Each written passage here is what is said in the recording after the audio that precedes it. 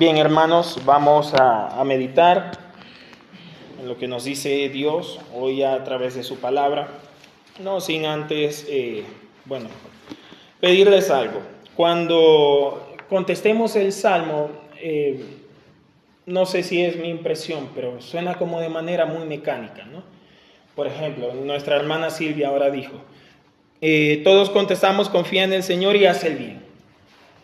Leyó cada versículo y al final se contesta, ¿cierto? Confía en el Señor y haz el bien. Pero se siente en la mayor parte de los miembros de la congregación que es como de manera mecánica, como decir, confía en el Señor y haz el bien. Tal. Confía en el Señor y haz el bien. No, hermanos. Cuando vamos a contestar, especialmente el Salmo, es casi como una oración. Debemos hacerlo con todo el corazón, ¿no? Y prestando bastante atención a cada versículo, meditando interiormente, espiritualmente, el contenido de cada palabra, de cada significado, de cómo esas palabras van hilándose y me ministran a mí, ministran a mi espíritu. Y yo, en forma de oración, en forma de agradecimiento, en forma de meditación, contesto desde el Espíritu, con todo el corazón.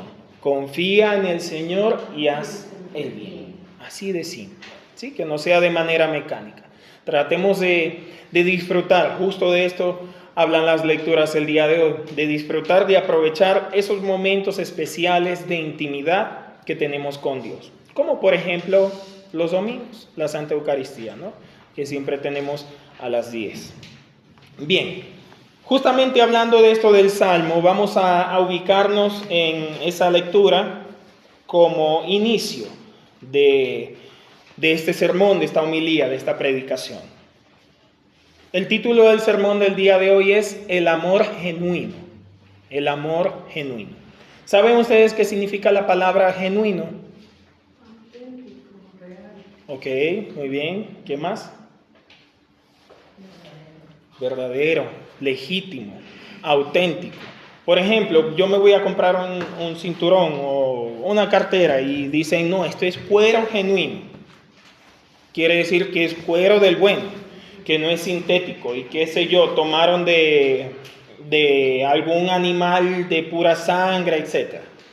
Bueno, asimismo, la palabra de Dios el día de hoy nos habla de ese amor genuino.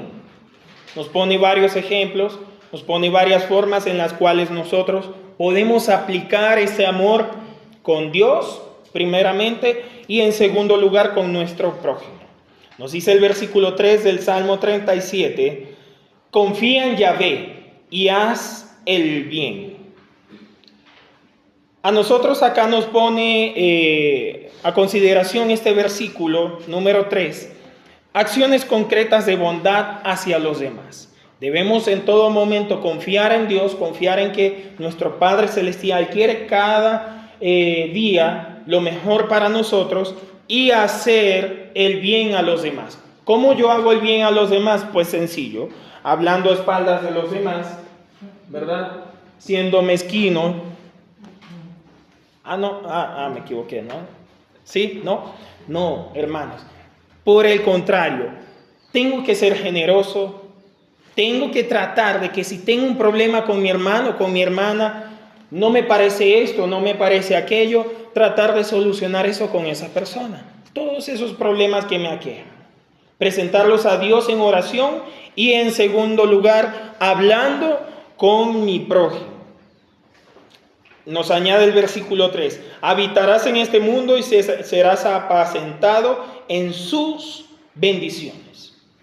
Aquí vemos el ejemplo, ya vamos a ir para allá, para el Antiguo Testamento, el libro de Génesis, de José. El ejemplo de José, pero no estamos hablando de José Francisco, no. De José, el del Antiguo Testamento. El ejemplo de José, el cual pasó muchas pruebas, pero a pesar de todas esas pruebas que pasó José, tienen que leer el libro del Génesis para más o menos tener una idea, los que no lo han hecho aún. A pesar de todas esas pruebas, él confió en ¿quién? En Dios. Confió en Dios y no solamente confió en él, sino que se puso manos a la obra, haciendo ¿qué? el bien, haciendo el bien. Haciendo el bien con todos, con egipcios, con extranjeros, con sus jefes, con todos los que Dios le ponía a su lado. Entonces, frente a las pruebas tenemos que adoptar una actitud como la de José. Versículo 4, deleítate a sí mismo en el Señor, en Yahvé.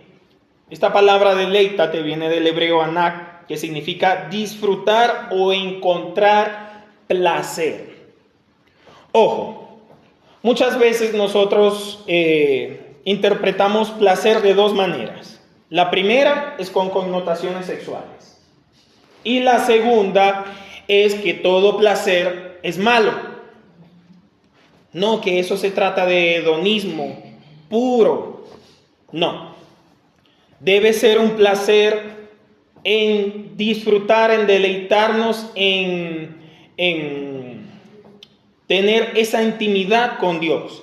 Un placer que yo siento al venir el día domingo, placer que yo siento al participar de la Santa Cena, placer que yo siento cada día de mi vida porque Dios me dio un nuevo día, me dio un nuevo despertar, me ha dado trabajo. Esas cosas me dan placer, me deleitan, me dan gusto, porque Dios mismo es quien me las ha otorgado, es quien mismo a mí me las ha dado. Deleítense en el Señor y Él les concederá las peticiones de su corazón. ¿Qué les concederá? Las peticiones de su corazón. Nosotros obtenemos, queridos hermanos, las promesas de Dios para nuestras vidas si nos deleitamos en Él.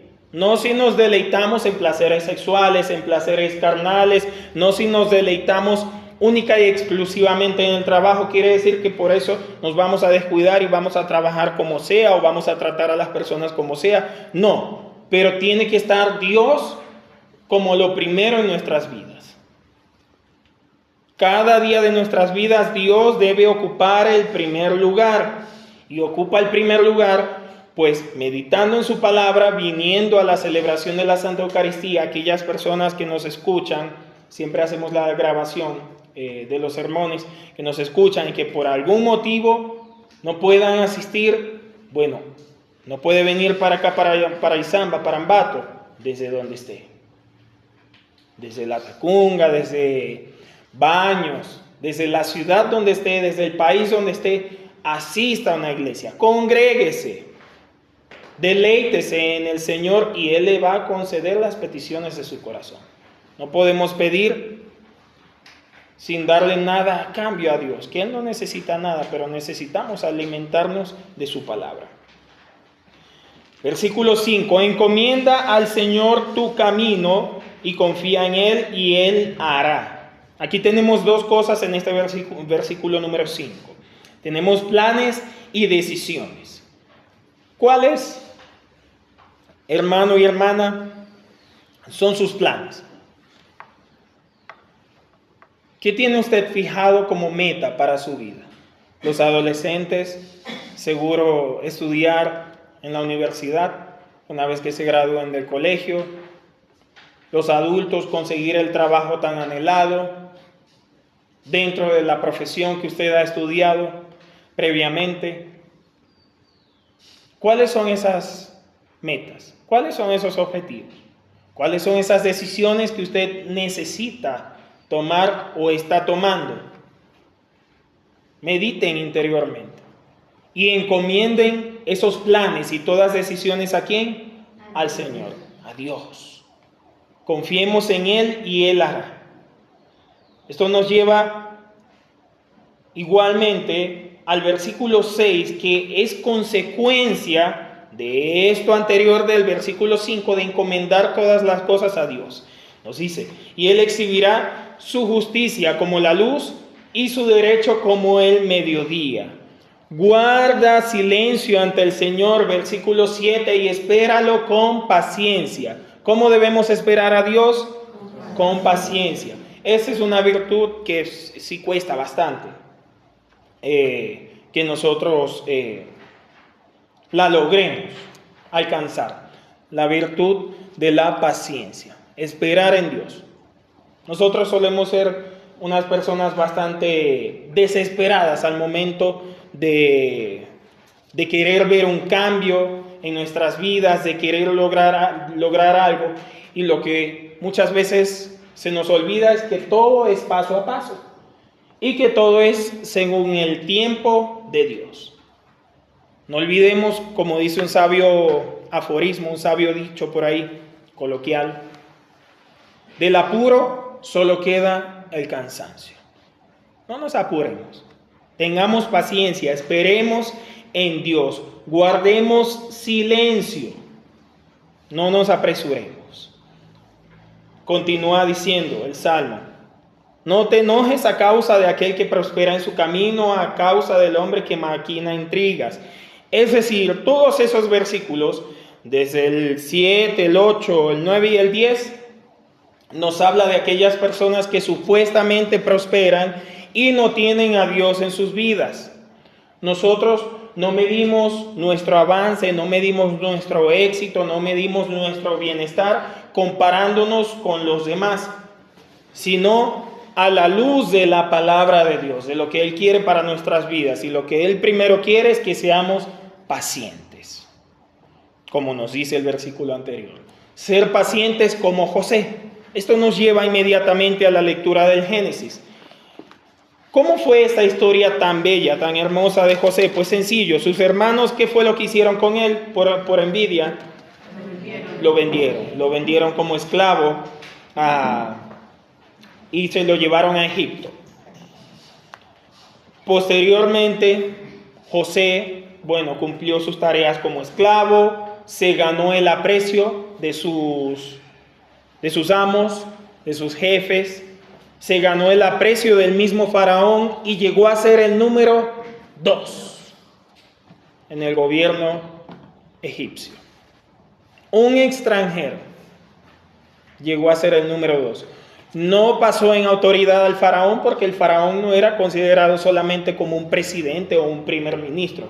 El faraón era considerado un dios dentro del antiguo Egipto. Eran cuestiones culturales, ¿no? De antes. Entonces, sí, él era el que prácticamente de manera operativa era la cabeza de Egipto.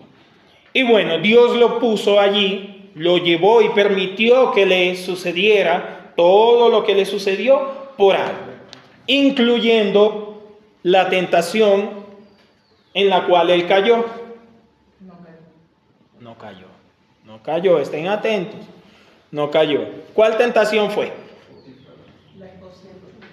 Cuando iba la esposa de Potifar a seducirlo, y él, ¿qué fue lo que hizo? Huyó.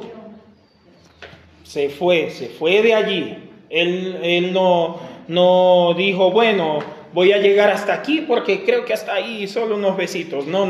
De la tentación a la más mínima seña que debo hacer yo, huir. Y tengan esto en cuenta bastante todos los adolescentes, porque sí, empiezan con una cosa y eso les lleva a la otra y después quedan consecuencias para toda la vida. Y muchas veces no son solo consecuencias de un embarazo, van a veces mucho más allá. Entonces, meditemos en esto. Ante la tentación, ¿qué debemos hacer? Huir. Bien.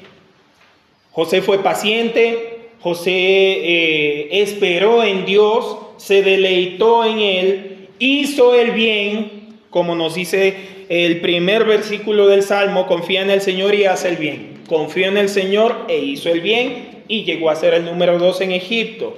Llegaron sus hermanos, ya que hubo una gran hambruna en aquella zona, en aquella época, y él se les presentó a sus hermanos y les dijo: yo soy José, a quien ustedes vendieron y me enviaron a Egipto.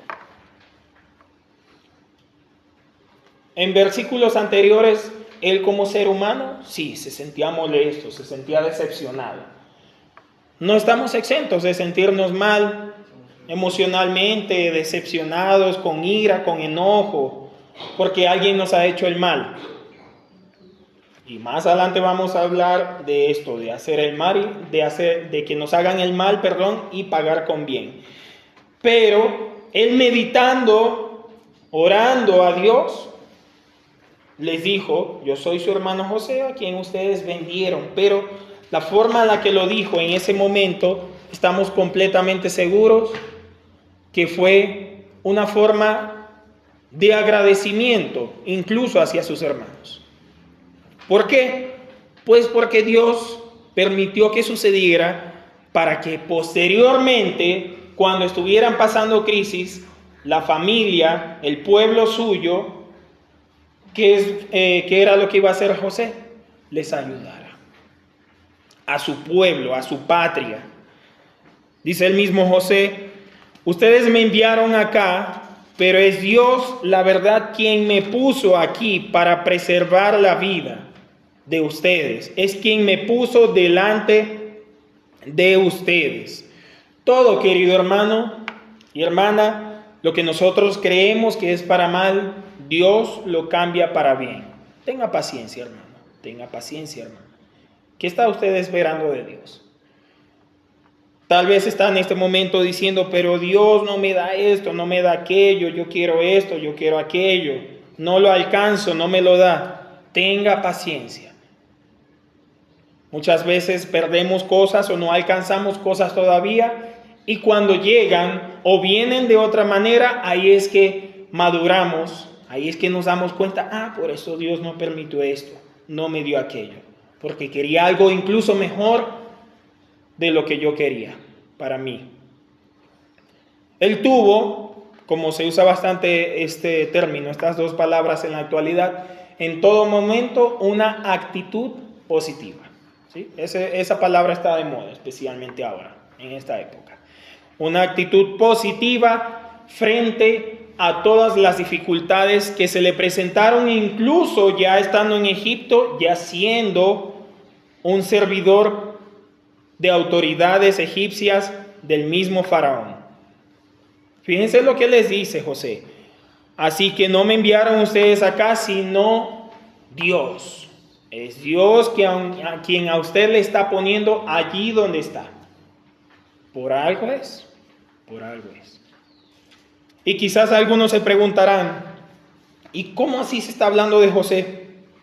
¿Por qué viene al caso él si tantos personajes que hay en el Nuevo Testamento? Pues primero, se habla de él porque toda la Biblia es inspirada por Dios. ¿Sí? Como nos dice 2 de Timoteo 3:16. Toda la Biblia, desde el Génesis hasta el último libro, que es ¿cuál? El Apocalipsis. Segundo, no era común en aquella época esa actitud de José. Lo común en aquella época era que ojo por ojo, diente por diente. El que me la hace, me la paga. ¿Está usted actuando como en esa época? O siendo la excepción como José. No es quien me la hace quien me la paga, sino yo pago el mal con el bien. Y tercero, esas fueron las lecturas que tocaron hoy, pues. Entonces, se toca la historia de José, la historia de un hombre paciente, de un hombre lleno de amor incluso hacia los que les hicieron el mal, a sus enemigos, a quien le maldecían. Estoy seguro que aunque la esposa de Potifar después lo acusó de un delito que él no cometió, él incluso aún amaba a la esposa de Potifar, amaba a su jefe Potifar, amaba a todo el mundo, y eso Dios lo vio. Y lo vio examinando ¿qué? Su corazón. Yo no puedo saber si usted de verdad ama a fulanito, ama a sutanito, me ama a mí, me odia a mí, ama a Dios u odia a Dios. Yo no puedo saberlo, soy un ser humano. Pero Dios escudriña los corazones y a Él no le podemos engañar. Por lo tanto, debemos cumplir con todo el corazón su palabra, sus mandamientos. Amar, ese amor genuino del cual nos habla el Evangelio de Lucas. en el capítulo 6, versículos 27 en adelante, que nos dice: pero ustedes los que oigan, les digo, amen a sus enemigos, hagan el bien. Otra vez, ¿hacer el qué? El bien. Hagan el bien a quienes les desprecian y bendigan a los que les maldicen. Oren por aquellos que les maltratan. Vemos acá la norma de la época, que era pagar mal con mal. En aquella época de José, y muchas personas, especialmente cristianos, no demostrando ese amor genuino, pagan mal con mal. Y nosotros debemos en todo momento amar a aquellos que incluso nos odian, nos desprecian, nos maldicen, nos maltratan. Debemos pagar ese mal con bien. Dios nos garantiza a nosotros que va a destruir a nuestros enemigos, que va a destruir, que ha destruido a Satanás, y que a muchos de esos enemigos les transforma en nuestros mejores amigos e incluso hermanos en Cristo. He visto más de una vez personas que han traído almas para Cristo, y él no era fulanito, sutanita, que bueno, nos peleábamos mucho, pero como yo actuaba de cierta manera, vio algo diferente en mí, le causó atracción eso, yo le expliqué qué era y quiso sentir ese amor. Y aquí está, sentado aquí en la iglesia, congregándose, alimentándose de la palabra de Dios. Bendigan a los que les maldicen, oren por aquellos que les maltraten. Es decir, no echemos leña al fuego, porque muchas veces cuando a nosotros nos maldicen, cuando a nosotros nos desprecian, cuando a nosotros nos maltratan, ¿qué es lo que intentamos hacer? Pues contestar también, queremos contestar, porque ¿cómo yo me voy a dejar? Pero aquí la palabra nos dice, prácticamente, no echen leña al fuego. Nos añade el versículo 29, al que te hiere en la mejilla, preséntale también la otra, y al que te quite el manto, no le niegues aún la túnica. Esto de al que te hiere en la mejilla, al que te cachetee, a ver cómo nos dice esta versión. Si alguien te pega en una mejilla, ofrécele también la otra. Aquí se está hablando más que todo de manera, hay que analizar el contexto, figurada. Nos está hablando del insulto. No debemos permitir que nos insulten. No debemos permitir que nos insulten, ¿ya? Sino que pagar ese insulto cuando nosotros nos lo dan con amor. Es decir, comentarle a esa persona, ¿por qué estás hablando de mí? ¿Por qué te expresas de esa manera? Sí, le presento también la otra, pero al momento de yo hablar con esa persona, le llamo la atención con amor. Y también dentro de esto entra la justicia humana, la función del gobierno. Si nosotros tratamos de aplicar esto de manera física, cuando a nosotros, por ejemplo, nos quieren agredir físicamente, ¿qué es lo que debemos hacer? Llamar a las autoridades pertinentes, si nos han amenazado de muerte. Para eso está la justicia. Aquí nos está hablando en este caso de los insultos. Y nos añade, al que te pide, dale, y al que te quite lo tuyo, no le digas nada. Y conforme, esto es una palabra muy bonita, conforme ustedes quieran que les hagan los hombres, háganles ustedes del mismo modo. Tenemos lo contrario a la forma negativa en el Antiguo Testamento, de no hagas lo que no te gustaría que te hagan.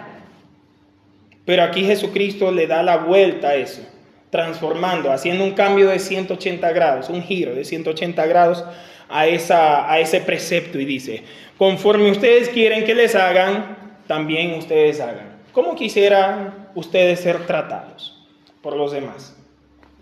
Con respeto. Ajá. ¿Cómo más? Con amor, ¿cómo más? Ignorándoles. ¿No? Con consideración, con misericordia, con paciencia. Asimismo, nosotros tratemos a los demás. Este es un amor diferente a los demás. Debo evaluar mis acciones y mis actitudes hacia los demás. Incluso esta forma positiva de comportamiento, de hacer lo que a mí me gustaría que me hagan, es más fácil de entender. Jesucristo, como buen orador, les explicaba de una manera bastante precisa a sus discípulos. Pues si ustedes aman, versículo 32, a los que les aman, ¿qué clase de gracia tiene esta? Porque aquellos que pecan también aman, ¿no?, a los que le aman. O sea, nosotros somos diferentes al mundo. No nos caracteriza el ser cristianos que nosotros amemos a los que nos aman y a los que nos odian, les odiemos. ¿Qué tiene de diferente? Nada. Tengo que amarle también a aquellos que me odian.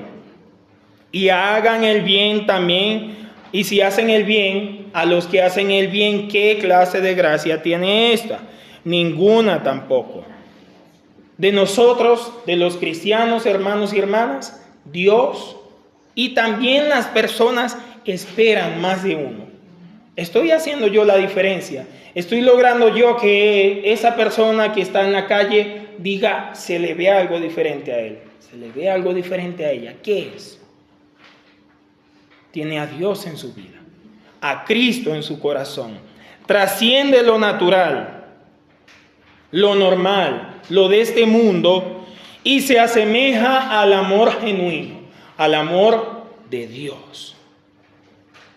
Amen pues a sus enemigos, versículos 35 en adelante, y hagan el bien, presten no esperando algo, y su galardón será grande, el modelo del amor genuino, y serán llamados hijos del Altísimo, del Elión, como dice en hebreo, hijos del Altísimo, porque Él es bondadoso hacia los ingratos y malvados, como muchas veces nosotros somos, ingratos y malvados. Dios nos da tanto y no le damos las gracias. Y no es solo dar gracias con palabras, sino también con acciones. Y malvados con Dios y con nuestro prójimo. Nos ensañamos, nos metemos en el chisme, nos metemos en la codicia, en la envidia. Y aún así Dios nos ama. Versículos 37. No juzguen y de ningún modo serán juzgados, no condenen y de ningún modo serán condenados. Este versículo de no juzgar, pues no serán juzgados, es uno que se usa mucho popularmente. Las personas que no conocen de la Biblia incluso citan ese versículo. A veces hasta se saben el pasaje. Vienen y le dicen, no, porque en Lucas 6:37 dice, no juzguen y no serán juzgados.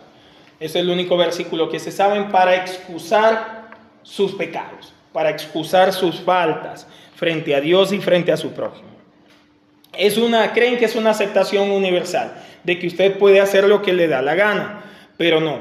Aquí no se está hablando de un juicio en el cual yo también debo analizar mi conducta. Debo ver cómo me estoy comportando. A ver, yo voy a hablar de que fulanito está haciendo esto y yo, ¿cómo estoy? La palabra de Dios nos dice, juzguen más adelante, pero con justo juicio.